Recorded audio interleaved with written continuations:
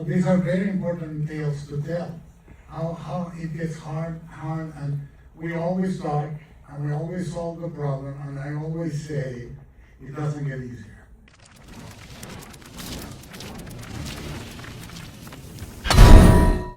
My name is Brian Demas. I'm with Latinx Animation. Thank you to La Leaf, and thank you to the partners at Netflix.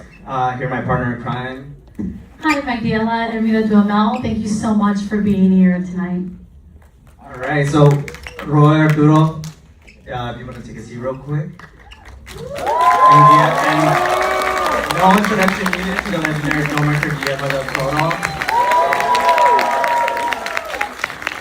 Fun fact, Miguel and I first met while working for this man on the Netflix series Troll Hunters. All right, I'll let you guys enjoy the Q&A. Thank you. Hi. Thank you for coming. It's a good start of the weekend. How long have we known each other now?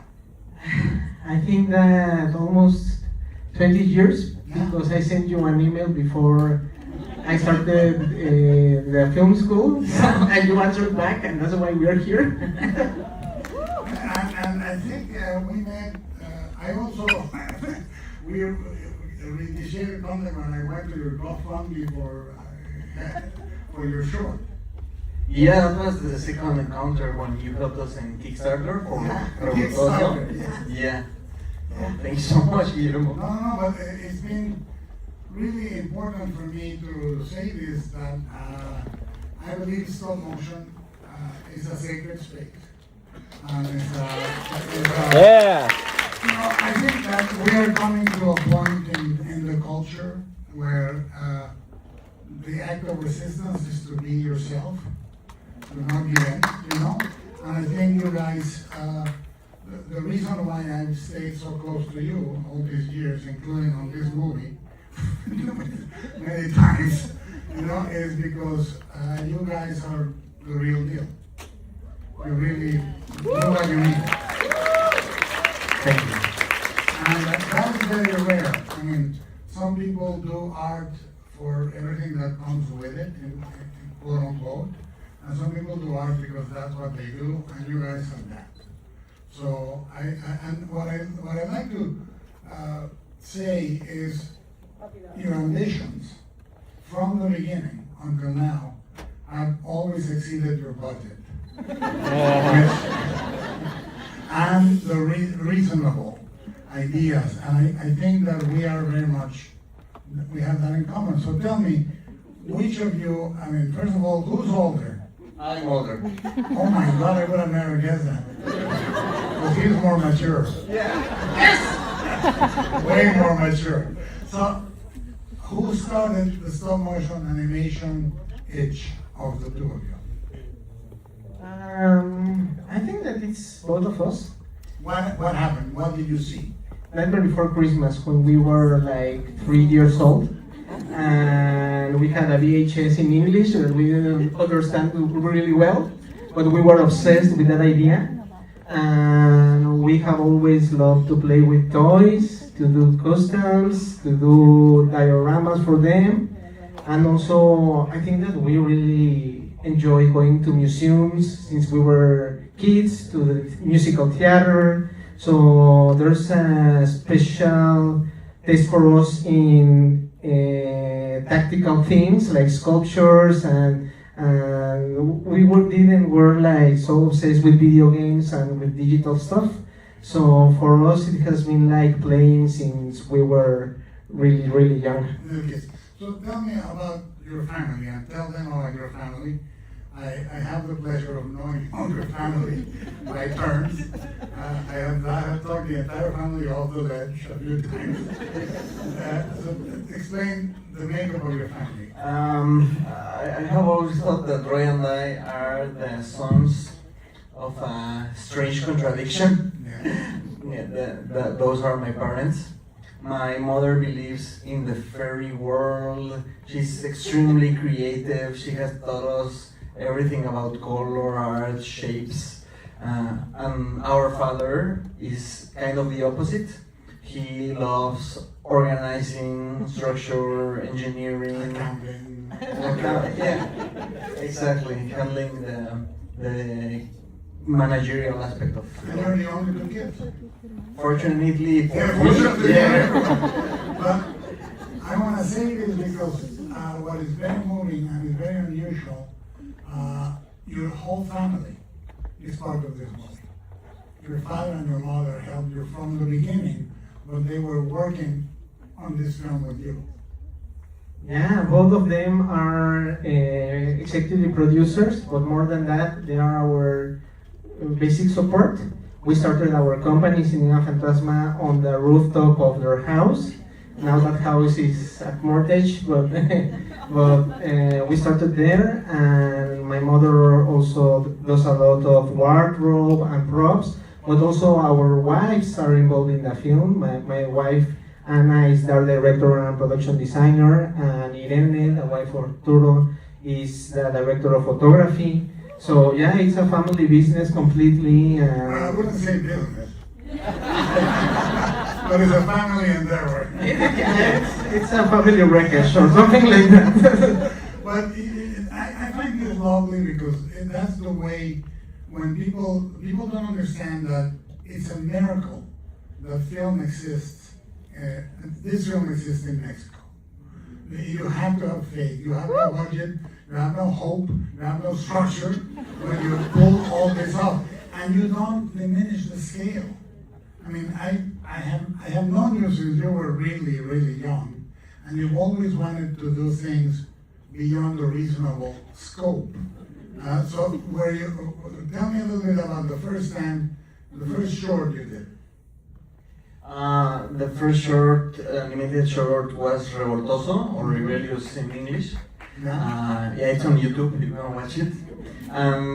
We really wanted to capture like the entire experience of the Mexican Revolution on a short film. We wanted it to Why not?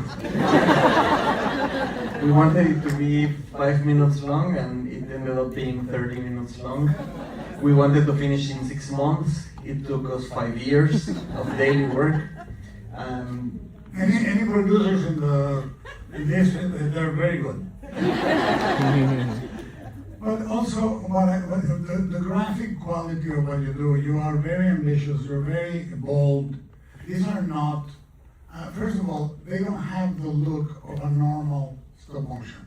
I think that one of the first things we have a duty to is to the aesthetics of the animation form. When everything looks like it came out of an animation school, and everything is the same design that has been the common ground for 40 goddamn years, it's very boring. Your characters have beautiful idiosyncrasies and beautiful personality. Do you work together on that? Yes, definitely we work together. I think that is one of the process that we enjoy more, is to find the aesthetic of each project. We love, our references are from history of art itself. So Revoltoso, it was Cubism, because we found that that Cubist aspect of Mexican art has never been used for stuff, and because that movement was like a response for the violent times and that we were living in the world. This one, I think that we got a lot of inspiration on Gustave Doré engravings, Remedios Varo, Leonora Carrington. We wanted to create a new mythological aesthetic for Mexico that was not inspired in anything that we have seen before. And now in our next project, we are inspired by medieval art that we really love. So yeah, we're always trying to think, we're discussing and doing models. Then other part of the team members come and help us to achieve this, but we start drawing by ourselves everything. Now this movie, how many years did it took? It was almost 4 years of also daily work. And how big was the team that you assembled for this movie at the end of the day, animators? I think there were around 15 animators, but accounting everyone that was working physically in the studio, we were around 120 persons. over 200 if you count people who are like here, music or sound or post-production. Yeah. And something crazy that doesn't get said enough, I guess that for those, for the 120 people that were with us in our studio, it was also their first film. I think it's very important for me to say this because we are coming to a crossroads, a very real crossroads, where as artists we can either eliminate more work for other artists or create more work for other artists. So it's a spiritual duty that not everybody fulfills, but I want to say you fulfill it. You know, you create other animators, destroy other families by unemployment. But I think that we have to, there is no poorer civilization or culture than the one that has no mirror in art, to see themselves in art. And I think to do this in Mexico is truly beautiful and heroic and brave. The years pass and you mortgage 2 houses, the family home and your own home, correct? Yeah, and right now we're losing the first one. We're selling it in order to pay all the debts. And when we met, it was even worse.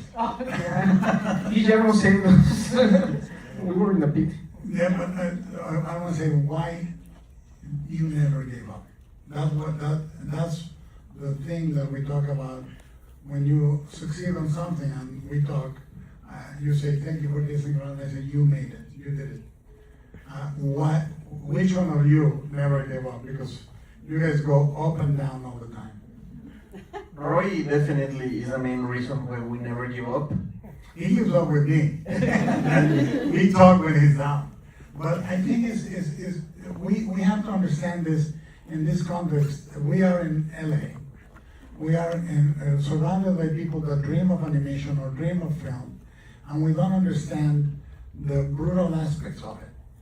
And it is, when people say, I will never sell out, you don't know until somebody's buying. And I'll never give up. You will not know until you are really at the bottom. And it is an evolutionary, voluntary vocation. It's not about, you are not doing this out of power or money or fame. You're doing it because you want to preserve this animation form. Stop motion, who are your heroes working in stop motion in the last 20 years? You? Like animators that you admire and you appreciate. Yeah, of course, besides you, some of them might be here who are screen novelties. Mark and Seamus are probably here. Oh, I think I see a hand over there. They are big heroes of ours, and we're also some of the first people that lend a hand to us and started explaining a lot of things that we couldn't understand. We love also Wes Anderson films. Yeah. We love the work of Henry Selick. We love Artman Animation. Woo! Tim Burton. I think that it's important to say this also because people don't understand one thing. We are told over and over again that this or that is a lost cause. And I say, fuck it, the only causes worth fighting for are the fucking lost causes. Yeah. I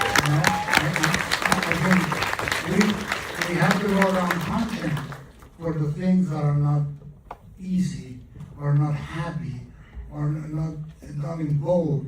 And there is, everybody in the community of animation is a monk.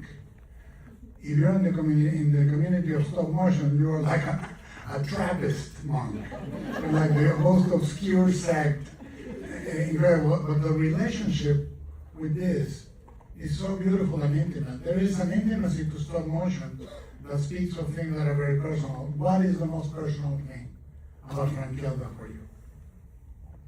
I think that for me is because the process of doing the film, I have great memories with my wife, without sleeping, painting with her, or with my best friends, just doing a set, or we don't have Christmas in the family because it's always discussion about the company, about ideas for new projects, talking with Arturo, fighting each other in order to get the best idea to win in between of us. So I think that stop motion allows us to have a lot of human interaction, and of course that includes you, having you like our mentor or our friend.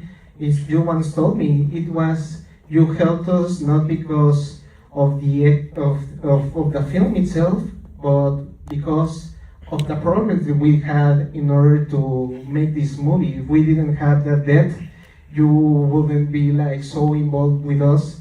And I think that those stories are worth it, because I think the filmmaking and stop motion animation is about the process and not the results. The result has to be good, of course, but if we only could just press a button and have a result, I don't see why I would like to dedicate my life to do that.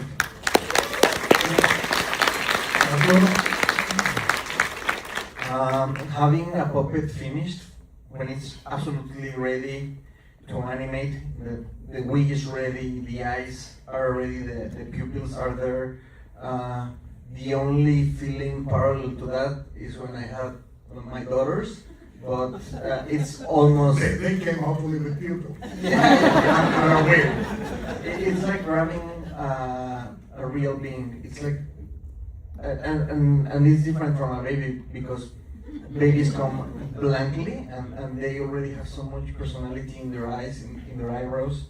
So having that final puppet, those are my favorite days in the studio. And thematically, Frankelda, I mean, you make very bold gestures. You start in the 1800s in Mexico. You make bold gestures about not being. I think that one of the great things about Frankelda is the same thing that I encountered as a creator many years from the beginning.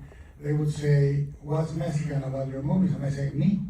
That's what I think. What the fuck do you need? Your point of view is uniquely Mexican, but there's a lot of European aesthetics, because I think that, and I've said this in the past, I think that the first world understands when we talk about our oppression, but they're not delighted in our imagination. They distrust it. Prove me that you can do it.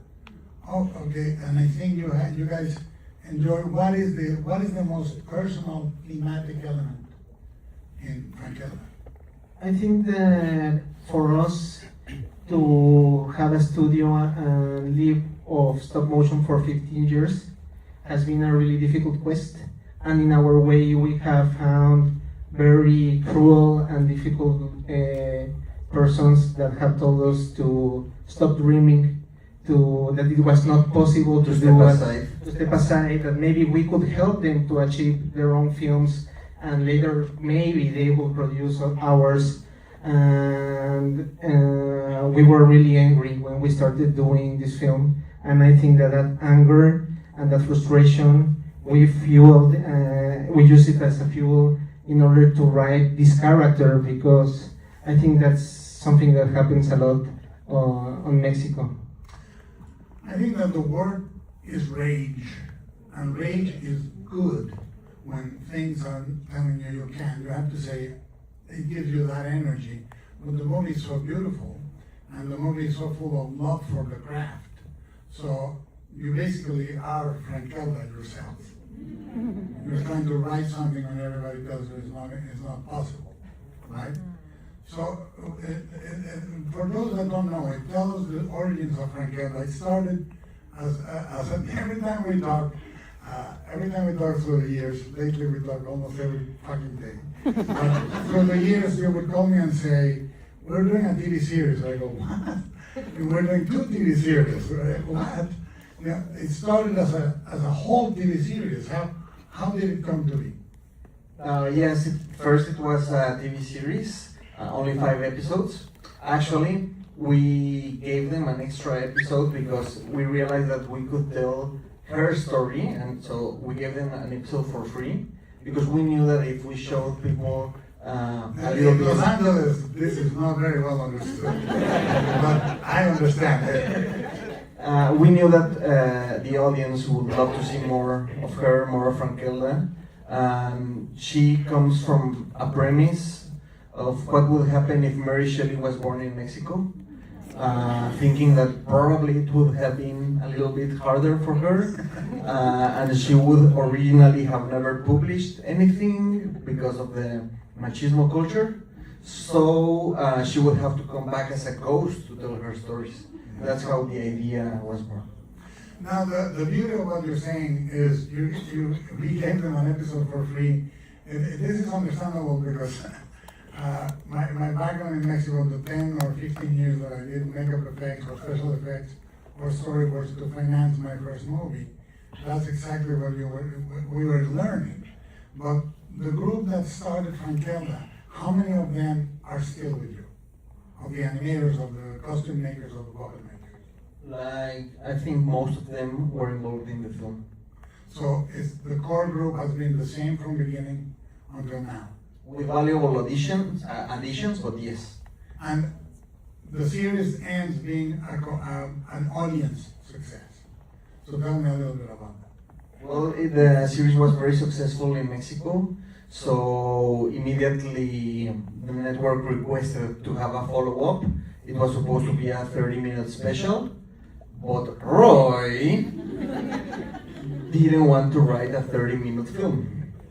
Roy was obsessed with using this as a springboard to create our first feature. We were working on another one called Ballad of the Phoenix, but Roy was really insistent that we should use this chance since we were already... You have two projects, if I remember correctly, the Salamander project and the Phoenix. So why Frankelda was the smart choice? Because what happened with the series is that we had a huge fan base in Mexico. People went crazy because of the series. They really loved our characters and they started doing fan fiction, piñata sketches about Frankelda, quinceañeras. Piñatas are very important. Yeah, when you have idea. They are. When you have a piñata of your character, is that it's a popular character for everybody. So I was thinking, we have been trying to find the funds in order to do our first feature, but we didn't want any fund in Mexico because everybody was telling us that it was impossible to do these projects. And now with Frankelda, at least we had like 30% of the film financed. So I was like, at least we have the 30%, maybe we should do this. We had the puppets, some of the sets that we could reuse, and that's why I thought that it was a good idea to start with this feature. So piñata made you do it. Exactly. Well, now, the result of that piñata and your absolute quest for this has produced the first full stop-motion film in the history of Mexico. And not to go into details, which is where we started talking every day, but you finish the movie and then there's nothing. There's no distribution, there's no exhibition, there are no deals, there is no representation, and you finish the movie and it's the beginning of the hard road. We couldn't even finish because we had no money to end post-production, to finish sound design, to finish the music mixing, to finish anything, not only distribution. There was nothing. The movie was almost finished, and we were so absolutely depressed because all of that work would go down the waste. Nobody would ever see it, and we were in the abyss. Yeah, for first time last year when we finished the film that it was supposed to be celebration and that, I think it was the first time that I said maybe it's impossible to live our dream and yeah, maybe it's time to quit because we had no idea what to do. So that's why I sent you a message. The bad signal. Oh, yeah. The fat signal. And I jumped into the fat deal. No, but I think it's very important to understand that there are so many times when you hit a wall, but then you produce a miracle. And I think it's very important to say there's a lot of young people. How many of you like animation? How many of you want to make animation? Right here. And I think that we're going to have many battles, and I say we because I am part of this. And we're gonna have many battles, and we should not listen to the things that go right. You know, and how, because the concept of success in the first world is as depressing as the concept of romantic love. Very hard to achieve, and very much an impossibility that makes you feel that you failed before you start. So these are very important tales to tell. How it gets hard, and we always start, and we always solve the problem, and I always say, it doesn't get easier, right? Right. So you guys are going for your second movie now. Yeah, we just started doing the first animation test.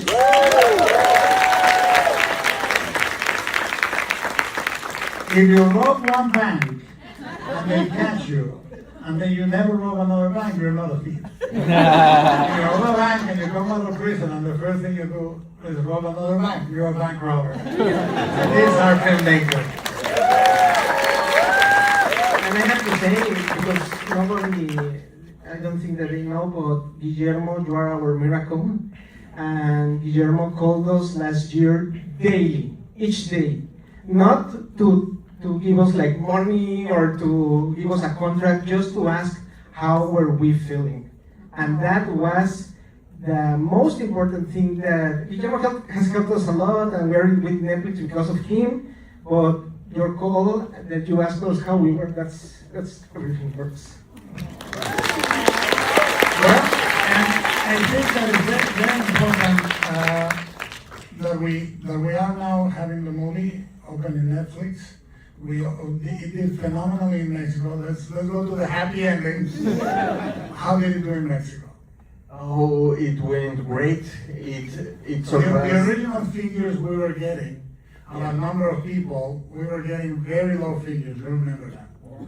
How many? From the first figure that we ever heard to what was achieved, it was like 10 times as much. Yeah.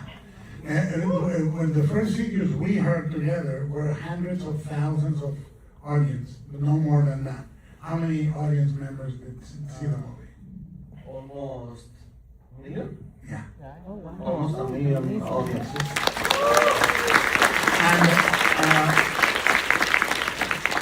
Netflix passed one time, and we didn't let it pass, and we came back, and you guys did a new cut of the film based on the early screenings. Let's talk about that, because the movie that was shown in festivals was about 15 minutes longer, right? So let's talk about that.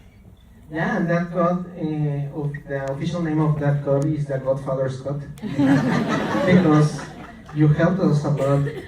It was amazing because we tested the film in some festivals like Guadalajara, that we opened the festival. There is Estrella, the director of the festival, that helped us a lot.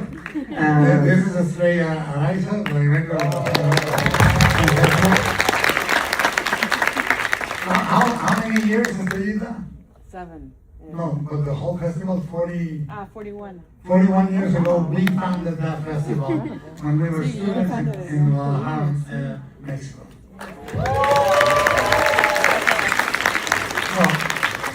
So, now it's open, and we are deputizing everybody in this theater is officially deputized to talk about this movie to anyone that you can. Now, the next movie, can you tell us a little bit about it?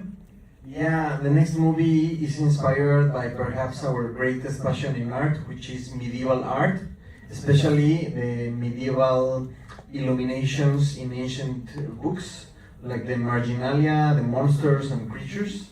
We're bringing them to life in a story about philosophy, about accepting death, and not only yours, but the death of your family, which is very important. And it's about a princess who has to deal with the death of her father. She could save him because she has a very special power, but at the same time, her father is a tyrant who oppresses the people. So from that conflict comes the entire journey of the film. Now, what I want to say, what is beautiful about this, and please take it with you, you don't have to pitch things that are done, that are usually done, or that they are commercial, or they tell you, well, What's the story? What is the arc of the princess? Why don't we start with somebody skateboarding in a fucking mall? You have to say, this is what I want to tell, and then find a way to tell it, because that's what is not happening yet, and it can happen more often. And I think that it's important, again, that the next movie is not a reasonable bitch that any studio will immediately green light. It is up to us to not give up in the face of oppression, opposition, and doom. And I want to say we owe them a big round of applause because they never. Thank you very much.